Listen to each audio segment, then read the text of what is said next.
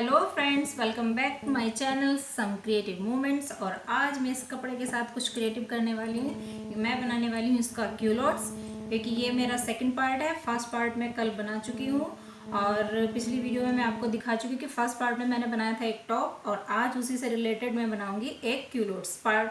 जो टॉप मैंने बनाया था वो भी इसी कपड़े का था, तो उसी के बचे हुए कपड़े से मैं आज क्यूलोट्स बना रही हूँ। और हाँ, ये वीडियो अगर आपको पसंद आती है तो लाइक, शेयर एंड सब्सक्राइब करना तो बिल्कुल भी ना भूलें, क्योंकि आप अगर लाइक करते हो तो हमें थोड़ा सा मोटिवेशन मिलता है कि आपको हमारा काम पसंद आ रहा है। तो फिर आज की हम वीडियो शुरू करते हैं। ये मेरे पास है 1 मीटर और 25 सेंटीमीटर कपड़ा है, यानी कि 1.25 मीटर मेरे पास कपड़ा है। और देखिए उसमें से भी थोड़ा सा ये इधर से कटिंग है कपड़ा। मैं आपको आज यही बताऊंगी कि कम कपड़े में भी आप कैसे बच्चों का क्यूलोट्स बना सकते हैं, या मतलब प्लाजो जैसा ही क्यूलोट्स होता है, बस थोड़ा सा कैपरी से नीचा होता है और प्लाजो से थोड़ा ऊंचा होता है, तो वो उसको हम क्यूलोट्स बोलते हैं। आज मैं वही आपको बताऊंगी।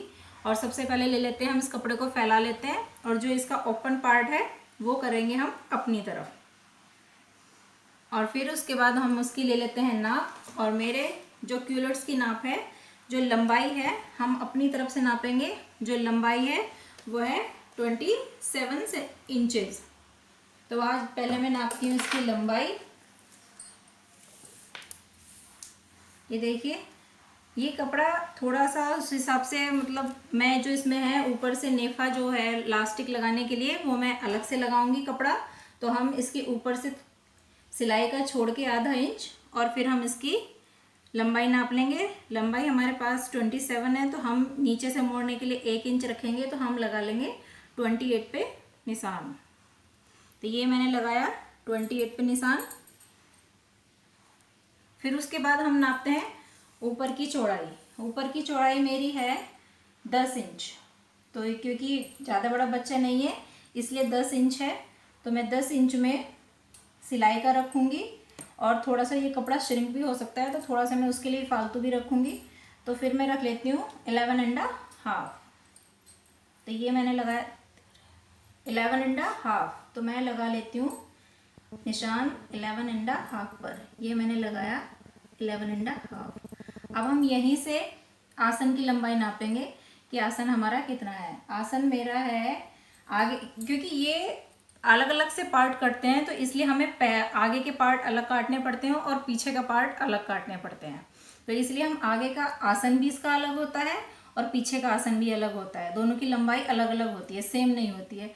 तो हम पहले आगे के आसन की लंबाई लगाएंगे। आगे के आसन की लंबाई है 10 इंच। तो 10 इंच में मैं ऊपर से सिलाई का रखूँगी और नीचे से सिलाई का रखूँगी। तो मैं रख लेती हूँ, थोड़ा श्रिंक भी होगा, 11.5 में मैं इसका निशान लगा लूँगी। ये मैंने निशान लगा लिया। और अब मेरे पास तो मुझे थोड़ी मतलब प्रैक्टिस है, तो मैं इंच टेप से ही रख के इसको लाइन खींच देती हूँ। आपको प्रैक्टिस नहीं है तो आप स्केल ले सकते हो और आप उससे लाइन बना सकते हो। तो हमने ये 11 इंच पे निशान लगाया था और आसन का, और ऊपर से चौड़ाई पर हम एक सीधी लाइन बना लेते हैं। ये देखिए, ये बन गई।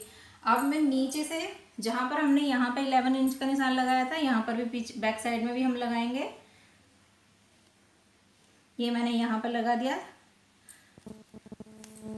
अब हमने यहाँ से 11 इंच पे निशान लगाया था, आसन की जो चौड़ाई थी हमारी 10 इंच, तो हमने 11.5 रखा था। अब हम क्या करेंगे, जो नीचे का एरिया है आसन का, वो हम इससे 2 इंच एक्स्ट्रा रखते हैं, क्योंकि हमें थोड़ा सा गोलाई देनी होती है।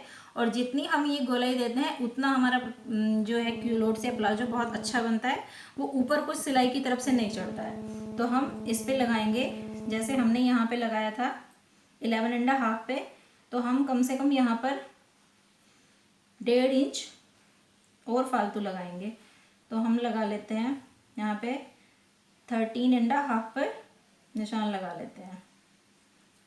ये देखिए, तो ये हमारा कम से कम 1.5-2 इंच एक्स्ट्रा हो जाएगा। फिर हम इस निशान को इस निशान से मिला देते हैं, और फिर हम यहाँ पर एक एरो बनाएंगे गोलाई देने के लिए। और फिर इस एरो से और इस निशान से आप देखिए ऐसे हल्की सी गोलाई देते हुए यहाँ तक मिला देंगे। ये देखिए, ये गोलाई देना बहुत ज़रूरी होता है।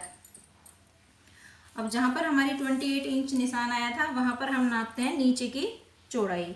नीचे की चौड़ाई है मेरी 9 इंच, तो मैं यहाँ पर रखूँगी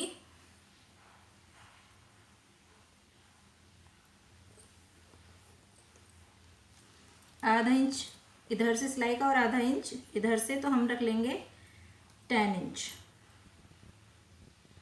ये मैंने लगाया निशान 10 इंच पे। ये देखिए, ये आप इसको सीधा कर दीजिए इस तरह से। अब ये वाला निशान है और यहाँ पे हमारा आसन वाला निशान है, तो हम इसको यहाँ से पहले आप इसको थोड़ा इंच टेप रख के सीधा कर लीजिए इस तरह से, और फिर इसको आप इंच टेप को थोड़ा घुमा दीजिए इस तरह से। वैसे एक स्केल आती है, आप उसके हिसाब से ले लेना, और मैं तो इसको ऐसे ही मिला देती हूँ क्योंकि मुझे प्रैक्टिस है। ये देखिए, ये हमें नीचे से भी ऐसे ही गोलाई देनी है और ऊपर से भी ऐसे ही गोलाई देनी है।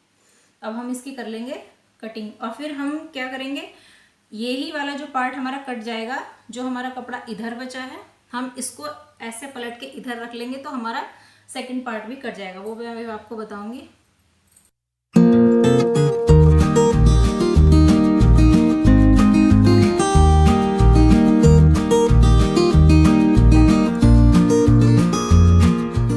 तो ये देखिए, हमने इसके ऊपर ये अगले वाले पार्ट जो हैं वो प्लेस कर लिए हैं, और मैं क्या करूँगी, जो अगले वाले पार्ट होते हैं उससे पिछले वाला पार्ट कम से कम भी 2 इंच के लिए हम एक्स्ट्रा रखते हैं। कहाँ से? आसन की तरफ से कम हम 2 इंच एक्स्ट्रा रखते हैं, और वो हम आसन तक लाते हैं 2 इंच एक्स्ट्रा, और फिर आसन से नीचे तक टर्न करके ले जाते हैं। तो वो हम देख लीजिए, मैं यहाँ से 2 इंच एक्स्ट्रा पे निशान लगा देती हूँ।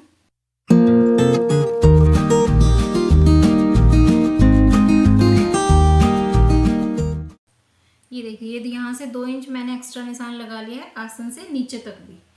ये आसन से कम भी आप देखोगे तो 6 इंच नीचे तक मैंने एक्स्ट्रा निशान लगाया है। आपको भी वही करना है, क्योंकि हम पिछला पार्ट इसलिए बड़ा रखते हैं क्योंकि पीछे से थोड़ी गोलाई ज़्यादा आती है, और फिर यहाँ तक हम एक्स्ट्रा पार्ट रखते हैं, तो वो सिलाई हमारी जो साइड की सिलाई हम नीचे की लगाते हैं वो ऊपर को उठती नहीं है, क्योंकि ये एक्स्ट्रा पार्ट अगर होता है, अगर हम बराबर रख देते हैं तो वो थोड़ी सी सिलाई ऊपर से खिंचती है। तो हम इसको यहाँ से कट कर देते हैं, और ये दोनों फिर बराबर हो जाएंगे, और उसके बाद हम इसकी स्टिचिंग शुरू करेंगे।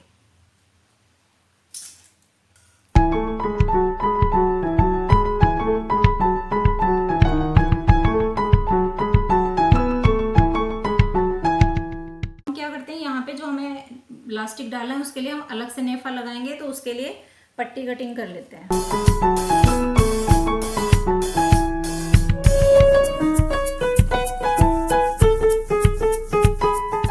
ये हमारा ऊपर का पार्ट है नेफा, तो हम ये इसको पट्टी लगाएंगे ऐसे, फिर ये अंदर मुड़ जाएगा, ये पट्टी सारी अंदर मुड़ जाएगी, और फिर बीच में इलास्टिक डाल देंगे हम। तो अब इसकी करते हैं हम स्टिचिंग शुरू। तो देखिए फ्रेंड्स, ये यहाँ पर दोनों का आसन वाला एरिया है, तो हम क्या करेंगे, सिलने में इन दोनों को यहाँ से सिलाई लगा लेंगे, अगले पार्ट की अलग और पिछले पार्ट की अलग, दोनों को मिला के आसन की तरफ से सिलाई लगा लेंगे इस तरह से फोल्ड करके, और फिर उसके बाद में हम इनका बैक एरिया की भी सिलाई लगा लेंगे, दोनों को आगे से। फिर हम क्या करेंगे, इनको खोल के इस तरह से, फिर आगे के और पीछे के दोनों मिला करके एक साथ सिलाई लगा लेंगे, तो हमारा ये दोनों तरफ से साइड से भी बंद हो जाएगा और आसन की तरफ से भी बंद हो जाएगा, और फिर हम लगाएंगे इसमें इलास्टिक।